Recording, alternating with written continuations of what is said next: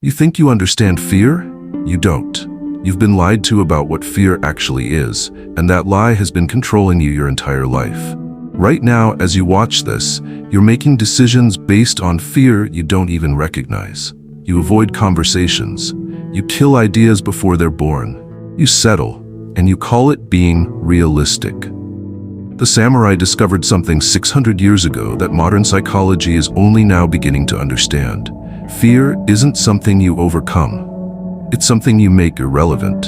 And if you're still watching right now, you're about to learn why you're not like most people. Most people will click away because what I'm about to show you requires you to admit something about yourself you've been avoiding. Here's the lie. You've been told that courage means feeling the fear and doing it anyway. That bravery is about pushing through anxiety. That the goal is to manage your fear, control it, cope with it. This is exactly what keeps you afraid. Every self-help book, every motivational speaker, every therapist who told you to face your fears was actually reinforcing the prison. Because they're teaching you that fear is real, that it's valid, that it deserves your respect and attention. They've turned you into a negotiator with your own mind. The system needs you afraid. Scared people are predictable. Anxious people consume. Worried people comply. So, they've weaponized your nervous system against you and convinced you it's just how humans are wired. But here's what they don't tell you. The samurai faced death daily. They lived in an era where one wrong move meant execution. They had more reason to be afraid than you'll ever have.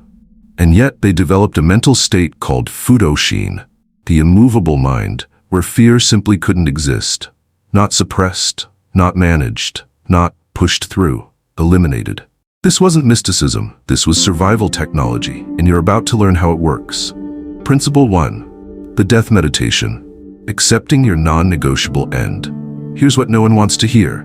You're going to die. Not metaphorically, actually die. And nothing you do, no amount of fear, no amount of caution will prevent it. Marcus Aurelius wrote, "You could leave life right now. Let that determine what you do and say and think." The Stoic emperor understood what the samurai perfected. When you accept death as the only certainty, fear becomes absurd. Why this works psychologically? Your brain generates fear to protect you from death. But if death is already guaranteed, fear has no function. It's like a security alarm in a building that's already scheduled for demolition. The samurai practiced zazen meditation on their own death daily, visualizing their body rotting, their legacy fading, their complete annihilation. Within weeks, threats that once paralyzed them became background noise. Here's how you use this. Tomorrow morning, before you check your phone, sit in silence for 5 minutes. Visualize your funeral. See the casket. Understand that everyone watching this, including you, will be dead in 100 years. None of your current fears will matter. Your embarrassments, your failures, your rejections, all dust. But here's the price. Once you truly internalize your mortality, you can't hide behind someday anymore. Every day you don't act becomes a day you stole from yourself. The contrast. Weak people avoid thinking about death, so they fear everything that feels like it. Powerful people meditate on death daily, so they fear nothing that isn't it. Drop this affirmation in the comments. I am already dead, so I am finally free. But here's where it gets dark. Principle 2. The void practice, becoming comfortable in nothingness. The samurai discovered that fear thrives in distraction. You stay busy, you stay stimulated, you keep your mind occupied because when it's quiet, the fear gets loud. Fudoshin requires the opposite, nothingness. Sitting with the void until you become the void. Sun Tzu said, "The supreme art of war is to subdue the enemy without fighting." Your fear is the enemy. Fighting it, trying to be brave, trying to push through, gives it power. The samurai learned to sit in complete stillness until fear had nothing to fight against. Why this works? Fear is a story. What if I fail? What if they reject me? What if I'm not enough? Stories require a narrator. When you practice entering the void, true mental silence, the narrator disappears, and fear, having no one to tell its story to, dissolves. Here's how you use this. Find the thing that scares you most about tomorrow. Now, instead of planning how to be brave, sit with the fear. Don't analyze it. Don't breathe through it. Don't journal about it. Just sit. Let it scream. Don't respond. Within 20 minutes, you'll notice something. The fear is just sensation. it has no actual power. But here's the price. You have to be willing to feel unbearable discomfort without reaching for your phone, your vices, your distractions. Most people can't last 3 minutes. The contrast. Weak people keep themselves perpetually distracted from fear. Powerful people sit in the void until fear realizes it's talking to itself. Drop this affirmation in the comments. I am the void where fear goes to die. What I'm about to tell you next is the part most people can't handle. Principle 3. The single point focus, collapsing time into now. Your fear lives in the future. What will happen if? The samurai blade technique called zanshin taught them to collapse all consciousness into this exact moment. Not the next strike, not the outcome, only the present cut. Marcus Aurelius again, confine yourself to the present. Notice he didn't say focus on the present. He said confine. Lock yourself in it, because fear cannot exist in the now, only in the imagined future. Why this works? Neuroscience confirms this. Your amygdala, fear center, activates when you project into uncertain futures. When you're completely absorbed in present action, the amygdala goes dormant. The samurai didn't need brain scans to know this. They felt it in combat. Here's how you use this. Before that meeting, that conversation, that moment you're dreading, don't prepare for what might happen. Don't visualize success. Instead, find one physical anchor. Your breath, your grip, the texture of what you're touching. When fear arises, you don't fight it. You return to the anchor. Just this breath, just this step, just this word. But here's the price. You lose the comfort of living in fantasy futures.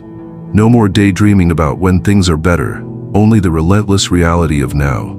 The contrast. Weak people live entirely in anxious futures.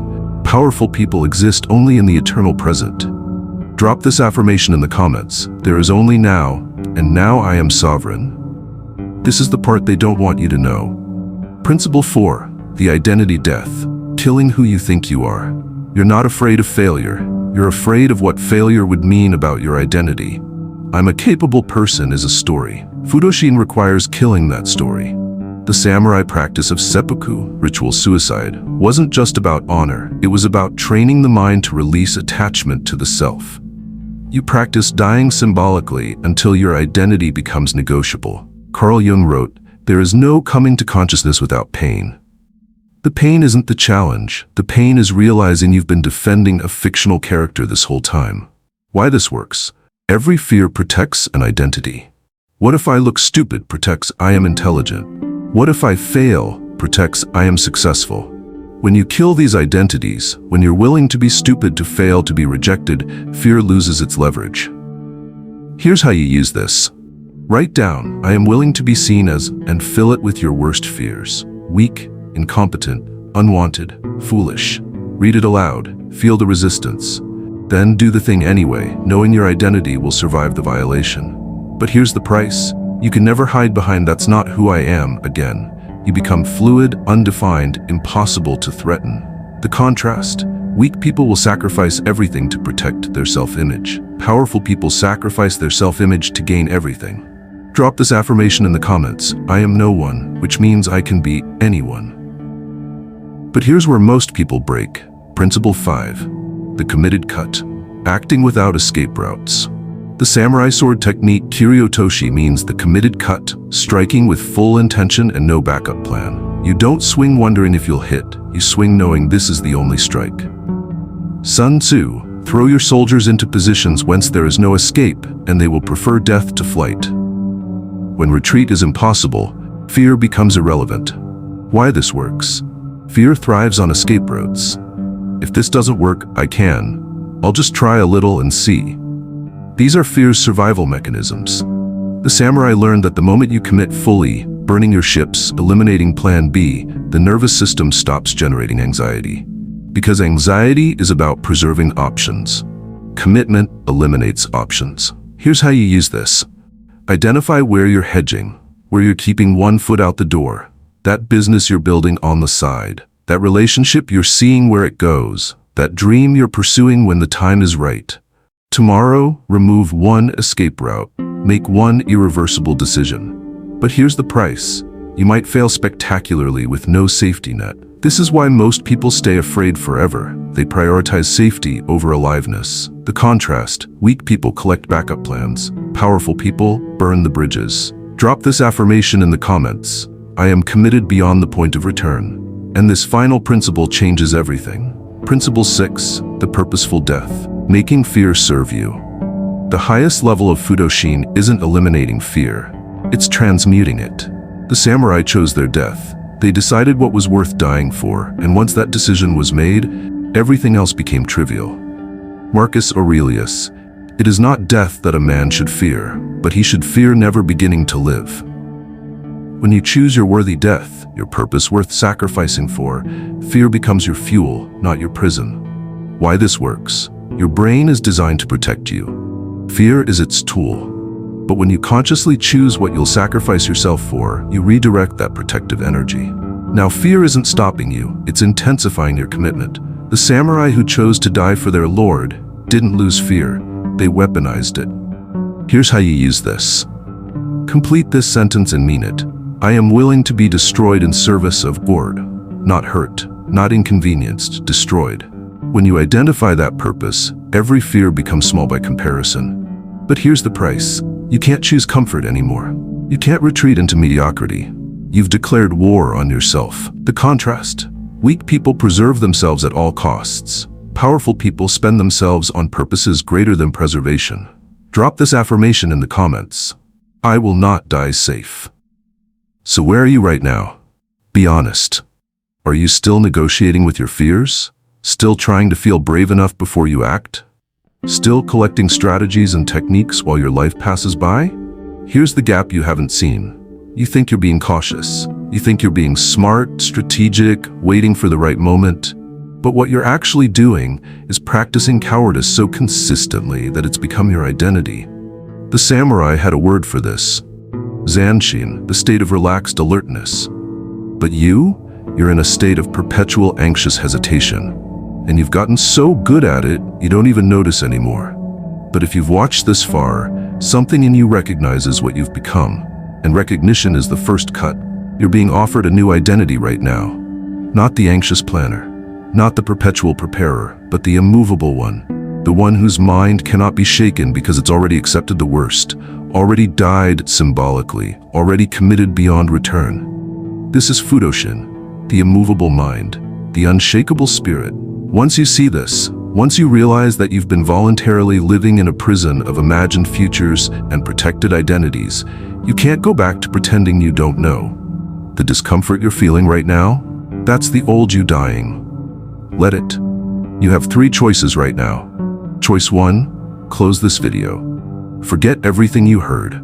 Go back to managing your fears, coping with anxiety, being brave while your life stays exactly the same.